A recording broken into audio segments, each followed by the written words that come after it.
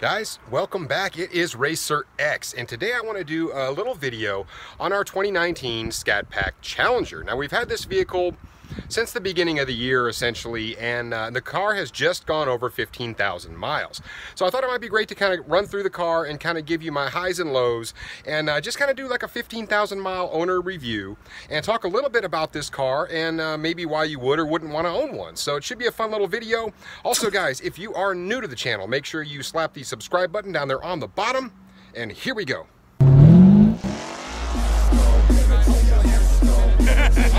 We got the 1,000 horsepower helmet.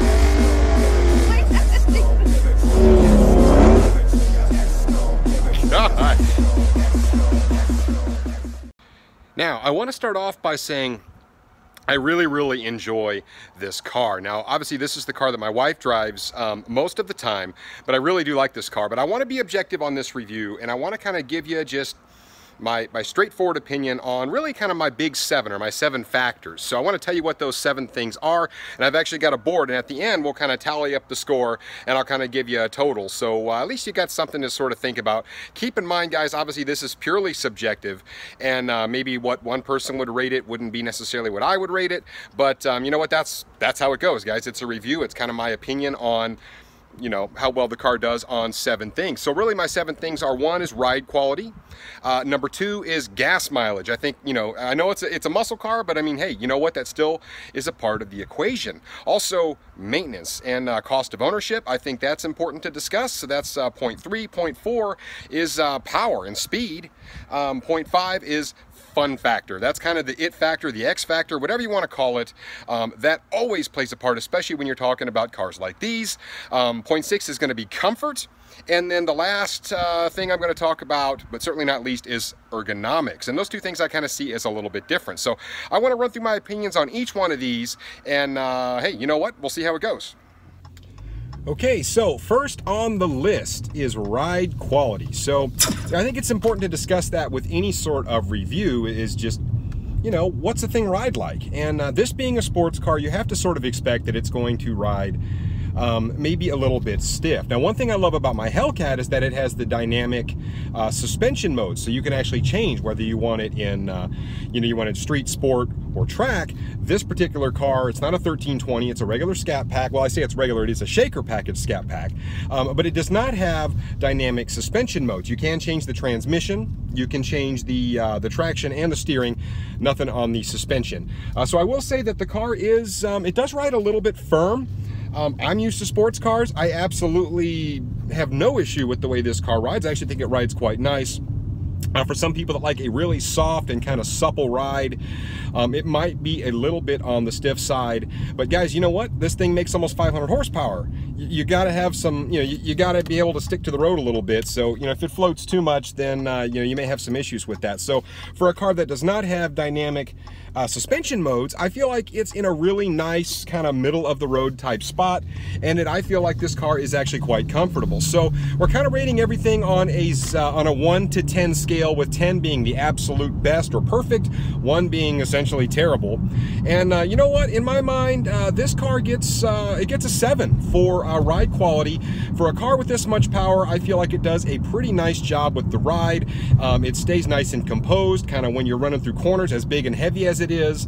And you know what, as a passenger, I don't mind riding in the car. I think it's a comfortable car to ride in, cruise in, and even at the track, I feel like you know, it's stiff enough to actually do what the car needs to do. So my overall rating on ride quality for the 2019 Scatpack Challenger is a 7.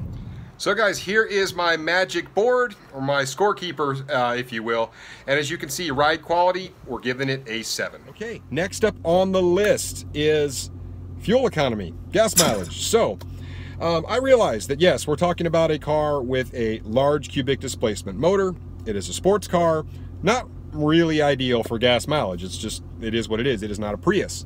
At the same time, I am sitting here looking at my gauges, and it tells me that my car gets 19.3 on average. Obviously, you know, we do have to have 93 octane fuel in the car for the car to run you know, the way it's intended to. So the fuel obviously is a little bit more expensive than a car you'd have to run 87 or could run 87 in. However, you know, in my mind, almost 20 miles a gallon on average means on the highway you're probably getting maybe 24 or 25. Inner city, maybe it's back down around 14. And keep in mind, guys, a lot of this has to do with your driving habits. And this is a car that my wife drives a lot. And you know what? If I drove it more, I have a feeling the gas mileage would probably not be as good as it is when she drives it. That's just my general feeling. But guys, it's all about driving style. But I mean, it just kind of goes to show you that this car can get damn near 20 miles a gallon on average, and the thing is very powerful, it's very torquey, and it's just an absolute blast to drive. So I mean, you know what, they've come a long way with modern technology. And so when we talk about fuel economy, how do we rate that, right? So it's kind of tough because, you know, maybe it's not great compared to, like I said, a Prius or something, a hybrid car, but in terms of a sports car that makes this kind of power, I think it's actually quite good. So for fuel economy, I'm going to go ahead and rate this kind of right in the middle at a 5. It's sort of that middle of the road score. I'm not gonna rate it poorly because I kind of want to take into account that it is a sports car, and you know, and considering we're almost 20, you know, that's not great, but also that's not really all that bad, especially for as big as the motor is. So guys, fuel economy on the 2019 Scatpack Challenger, we're going to give it a 5. And there you go, 19.3. Okay, gas mileage, we're going with a 5. Okay, so next up on the board is maintenance. Now, I do want to say, you know, because the car makes so much power, and it all depends on your driving habits, I mean, you could go through quite a few tires if you're always out there burning rubber. Well, we're still on the same set of factory, you know, rubber, and you know what, the tires work okay. They're only 245, so they spin fairly readily, but in terms of tread wear, they're actually in pretty darn good shape. Really, the only other thing from a maintenance perspective that we've had to do is, obviously we've got to keep oil in the car. Now, it does require OW20 SRT oil, and that stuff can be a little bit pricey, and it does take quite a bit of it. I mean, we're talking, you know, 6-7 quarts there. So, you know, an average oil change at your dealership will probably cost you anywhere between $85 to $100. But the great part is it only has to be done every 5,000 miles according to Dodge. So that's kind of the good thing, but not the cheapest oil changes in the world, guys. But really, that's all we've had to do is change the oil in the car. We did have one small issue with the USB port in the back, which was under warranty, which was fixed, but we haven't had any major maintenance issues on this car. So the cost of maintenance, at least to this point, 15,000 miles in, has been very, very low.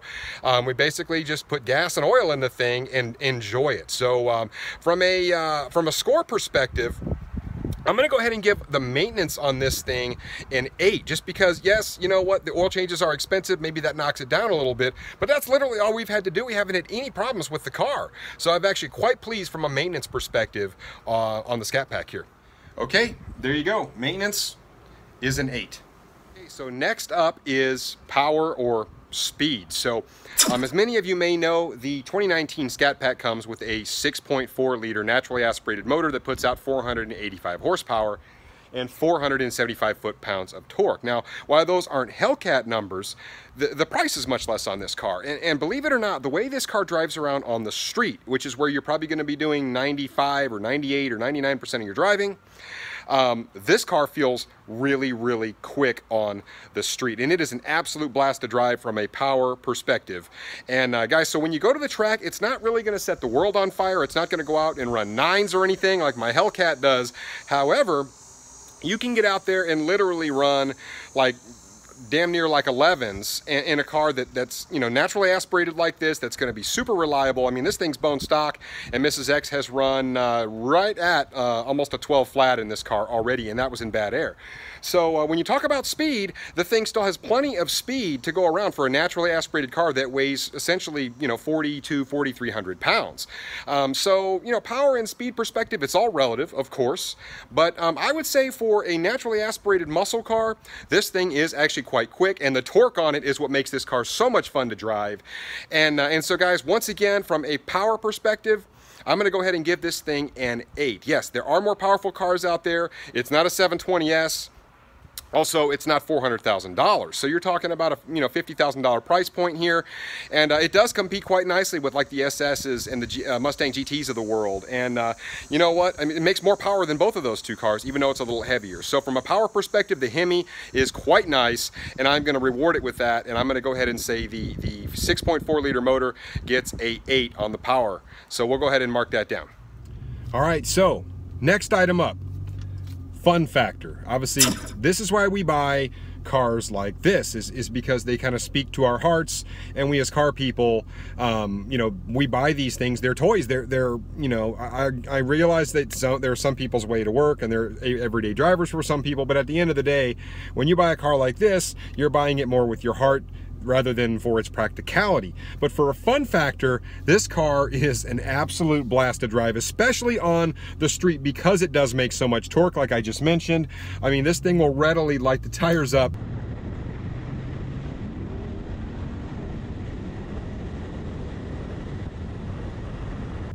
Going around any corner. It's just so much fun, and the torque is just right on tap. Cars are just a blast to drive. It puts a lot of smiles on people's faces, these little Scat Packs, and of course, we talk about Hellcats and stuff, but I mean, just the low end punch and torque of this naturally aspirated motor, it is just so pure. And driving around on the street, it is a really fun driving experience, and it really gives you that feel that you're driving almost like an old school muscle car with a lot of really, the new school appointments that the car has. So you kind of get the best of both worlds, but it does drive like a muscle car, and genuinely, it does move out pretty damn good. So I will say that the car never ceases to impress me.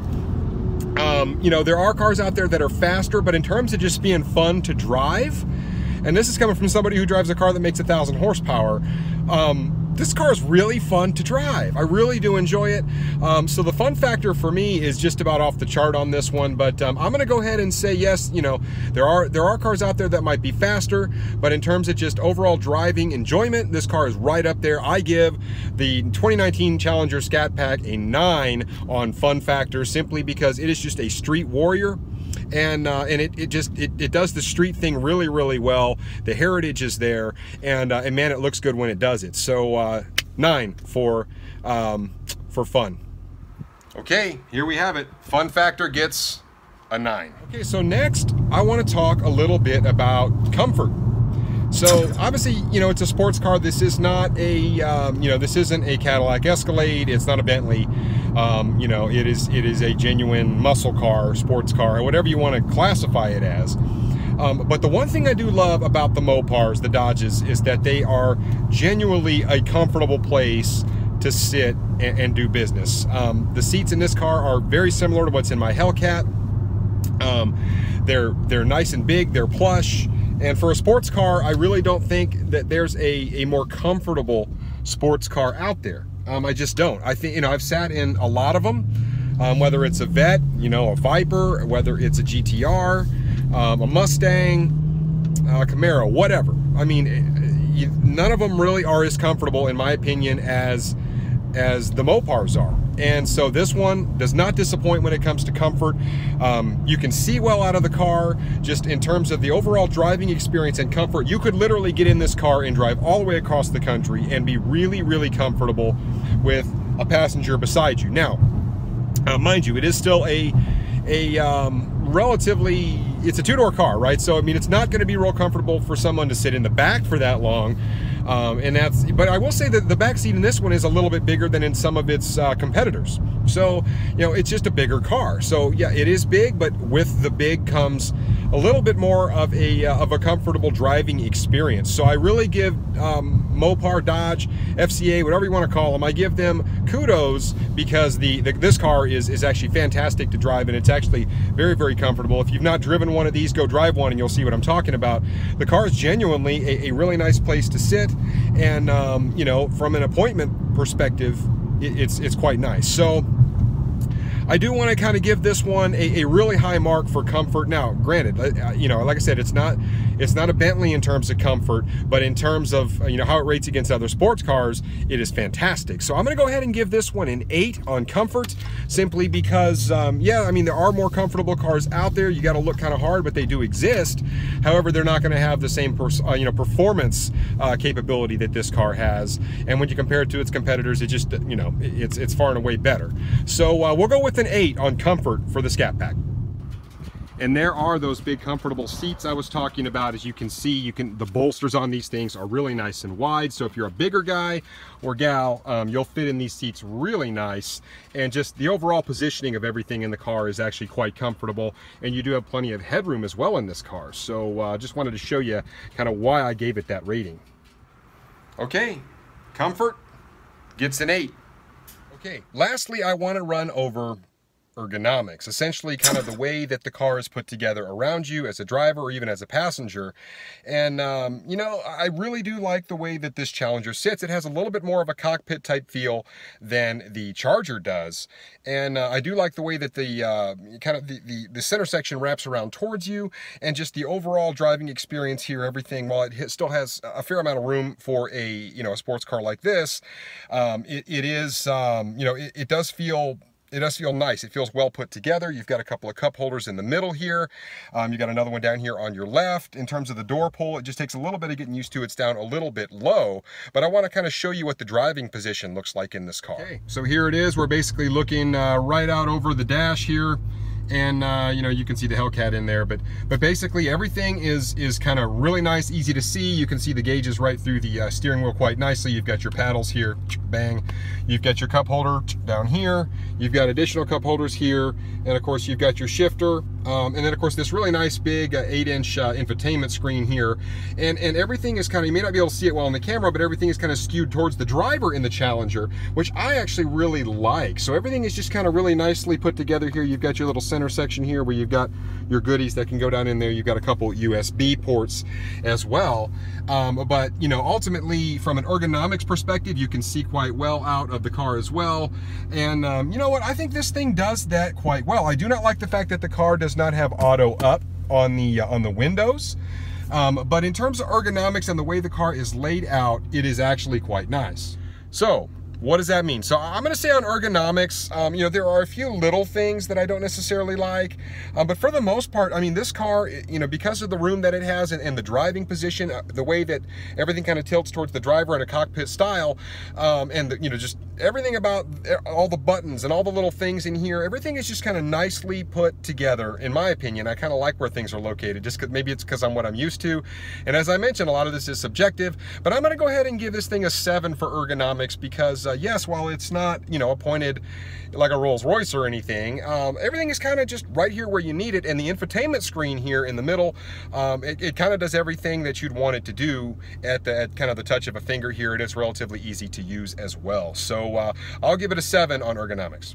Okay, ergonomics gets a 7. Okay, so that's it on my kind of 7 success factors, or my 7 rating factors for the 2019 Challenger Scatpack. And guys, I think the car did pretty well. It got a 52 out of 70. Here you can see all the scores behind me. And you know what? At the end of the day, this is a very subjective exercise, but we've got about 15,000 miles on the car. We have thoroughly enjoyed this Scatpack. I thoroughly enjoy driving it, even when my wife isn't driving it.